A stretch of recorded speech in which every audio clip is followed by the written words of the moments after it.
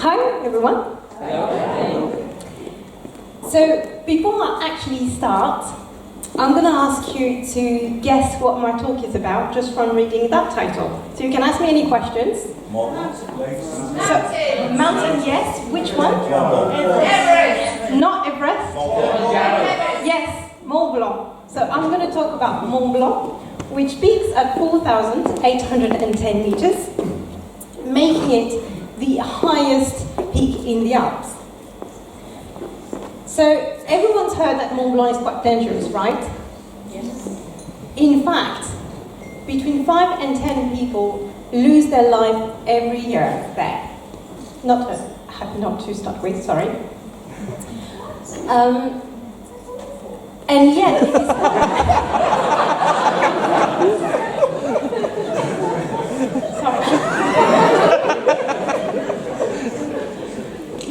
and yet it is a relatively accessible summit, making it a very popular climbing destination. In fact, every summer, around 20,000 climbers try to reach the summit, and only 60% of them will make it to the top for a nice sunrise. But obviously, you don't climb Mont Blanc just to see a nice sunrise, do you? So why do people want to climb it? So I've done some research, and I'm going to show you that people can be driven by very different and crazy motivations when it comes to climbing Mont Blanc. So let's start, shall we? So first, when you think about Mont Blanc, you don't think about money, do you? Well, think twice. It was first conquered in 1786 by two Frenchmen who were not drawn by passion, but by the cash prize. They were actually given a reward to climb it. So I don't know if you can see on the pictures, but the equipment at the time was very basic. Quite different from the equipment these people had back in 2007. So a bunch of 20 friends decided to throw a jacuzzi party at the top.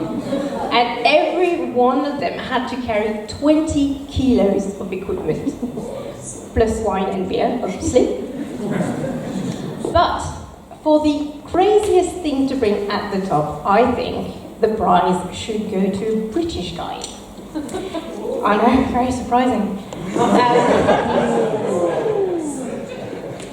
So, back in September last year, this guy decided to raise money for a charity. So far, so good. And therefore, wanted to climb Mont Blanc while carrying a rowing machine, as everyone does. However, due to bad weather, he had to leave the machine halfway to the top.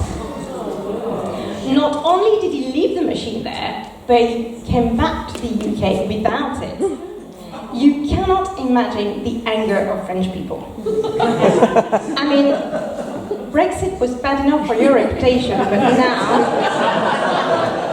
now we officially hate you guys. So, last but not least, another motivation would be to spend some time and get closer to a particular person. In my case, my brother. Yes, it's me. So may I introduce you to my big brother, called Guillaume, or William in English. So, this is me and my brother when we were younger. Yeah, I'm the chubby one. So as kids, we got on really, really well. But as we became adults, we kind of lost that deep bond we used to have. And nowadays, we don't really see each other that often. Especially because we live in different countries. So he lives in France, and I live here in the UK. And then, one day, just before Christmas 2018, so just over a year ago, my brother called me, which is really unusual, by the way. And he said, "Do you want to climb Mont Blanc with me next year?" Just like that, out of the blue.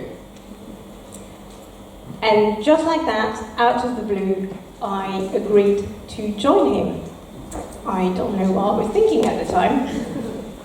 But I thought it would be a great opportunity to spend some time with him. I didn't really care about the destination. So there I was, committed to climb the highest peak in the Alps with some serious training to plan. So I started the training back in January 2019, meaning I had 6 months to be ready for the climb booked in June. So I was running up to 4 times a week around Hastings, and I was even hiking in the South Downs with my rucksack that I was stuffed with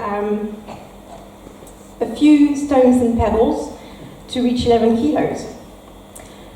I also wanted to know how my body would react to high altitude, so I took part in a hypoxic chamber test, which took place at the University of Brighton. Anyway, long story short, I was locked up in a room for a day with reduced oxygen level. Now let me tell you that after the 7 hours, I had all the symptoms of altitude sickness, which felt like a really, really bad hangover without having to drink. Very cheap date. So after all this training, finally came the time to fly to France for the big day. So as my brother and I are professional mountaineers, we had booked a 5-day package with a French agency, which consisted in a 3-day training, followed by the 2-day climb with a guide. So during the training, I was in a group of 9 male climbers, and we all learned how to use crampons, ice axe around the glaciers, and we were walking up to 8-9 hours a day. So it was back to basics. So no shower for 3 days, sleeping in cold dorms with 20, 30 people, waking up at dawn with temperature below 0.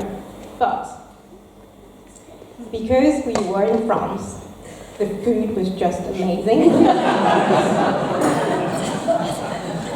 So after all this, unfortunately, the weather turned dramatically, and the actual climb, had to be cancelled. I know, I was disappointed too. We were all so disappointed that we even tried to convince our guide to let us climb, however bad the weather was. We nearly went on strike. In the end, my brother and I had to reschedule the ascent later in August. And unfortunately, yet again, the weather was too bad to make the attempt. So, my brother and I had to reschedule the ascent a 3rd time later in September. And 3rd time lucky, the weather was just about right. So this is the normal route to the top, which normally takes 2 days. In our case, we only had 1 day to climb Mont Blanc before the weather would get worse. Meaning, we had no time to acclimatize to altitude, no time to rest at the refuge, which is here, and barely any time to stop for food. Fun, fun, fun. So on the 4th of September last year, my brother, our guide, and I started our long journey. Well, actually, it wasn't a journey, it was a race to the top. Now, looking back, I feel that the first part up to the refuge was actually quite easy, even though we had to cross a section called the Death Corridor. So this huge gully is actually famous for its constant rockfalls and is usually compared to a game of Russian roulette. So I'm going to show you a short video so that you can appreciate it and know what I'm talking about. So it's actually best to run it, but it only takes less than a minute, so it's okay. So after the Death Corridor, we had to climb boulders and big rocks for approximately 2 hours before we finally arrived at this spaceship-like hut. Is it working? Yes. Isn't it impressive? So everyone stopped there, but us. Literally, I just had time to put my crampons on, clipped into the rock with my brother and our guide, and off we went for the real deal. Now, I told you that it was quite easy at first. Now, after walking for a few hours in the snow at high altitude, it's not easy anymore. It became a real struggle. You know, when you dream, I'm sure you all had that dream. You try to run, but you cannot make your legs move as fast as you want them to. Yeah, we all had that dream. Well, it felt the same up there, especially as we were going up one summit just to discover another one to climb, and another one, and another one. I couldn't see the end of it. And to me, each summit looked like a giant wall of snow standing in front of me. It was just hell. But I couldn't let anyone down. I was part of a team up there. And I knew how important it was for my brother. Well, I mean, I didn't really care about the summit, but it was really important for him. So quitting was not an option. So that's when I decided to come up with some coping strategies. So I stopped looking at the beautiful landscape. I refused to look further for the hopeful summit. And I looked down, I focused on each of my steps. And then I must confess that I started crying and was secretly hoping that no one would notice. And no one did, actually, so I get my pride. What I didn't know at the time is that my brother, who was just behind me, he was struggling too. So bad, he actually wanted to turn back. But because I didn't communicate about my own distress, he didn't either. And because we didn't say anything to each other, well, we pushed on. And that's how we managed to reach the summit.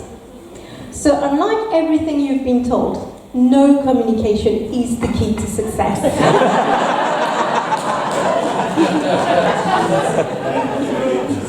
So at the top, we had this amazing 360 view onto the Alps.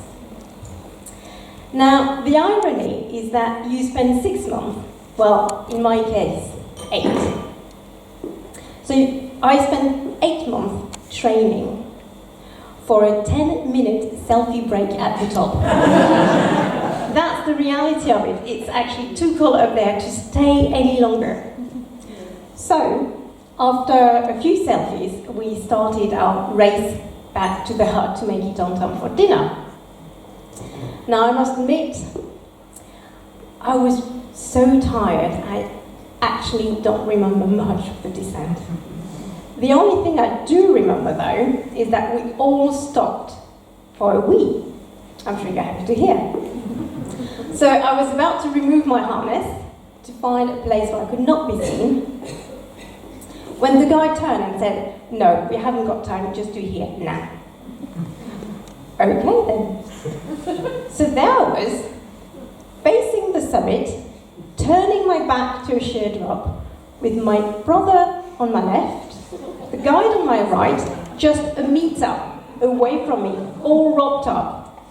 This is definitely not how I imagined.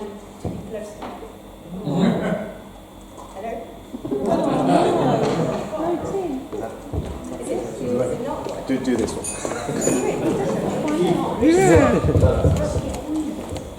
Sorry about the wing. Broke the mic. So we were all wrapped up, and this is not how I imagined to be closer to my brother.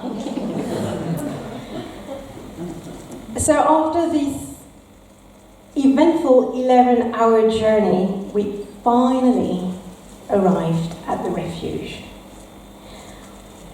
I was tired. No, I wasn't tired. I was beyond exhausted. I wasn't human anymore. And I thought, never, ever, ever again.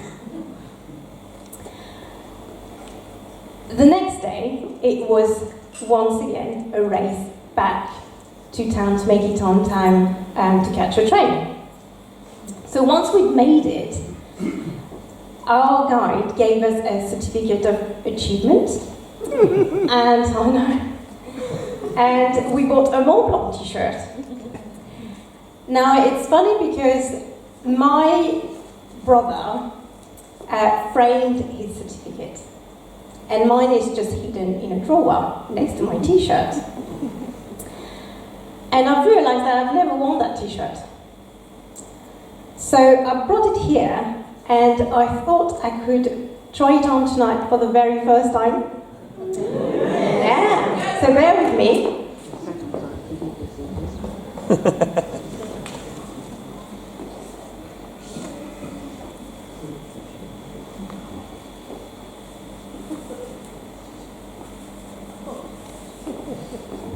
The Bavard fitting room. Da, da, da.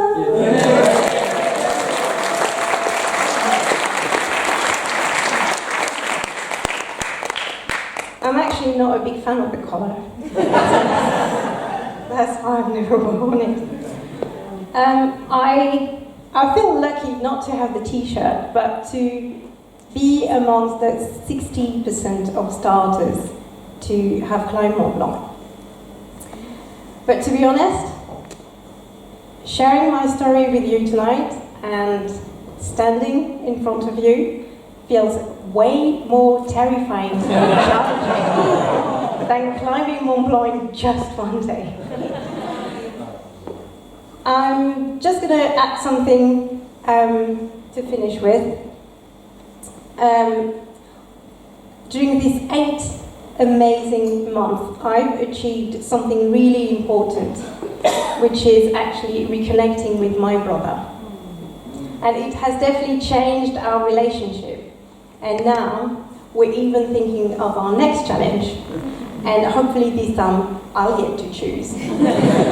I'm open to any suggestions, by the way. Thank you.